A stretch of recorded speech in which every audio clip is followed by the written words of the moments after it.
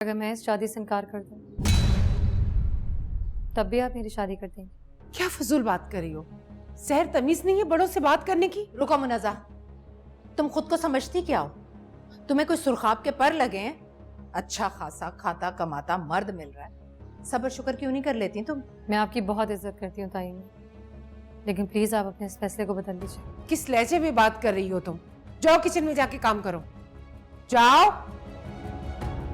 मेरी बात सुनो, तुम्हारा एक अदद दुल्हा तुम्हारी चौखट पर आने से पहले ही तुम्हें छोड़कर जा चुका है। जिन लड़कियों की बारात दरवाजे पर पहुंचने से पहले ही उल्टे कदमों लौट जाती हैं, उन पर दाग लग जाता है, और दाग लगी लड़की सारी जिंदगी अपनी शादी के लिए तरसती रहती है। तुम्हें तो मेरा शुक्रगुजार होना चाहिए कि मैं इज्जत से तुम्हें अपने घर से रुखसत कर रही हूँ, उल्टा तुम मुझे। आप चाहे सुबह शाम मेरी बेइज्जती कर लें, लेकिन ये वाली इज्जत मुझे नहीं चाहिए।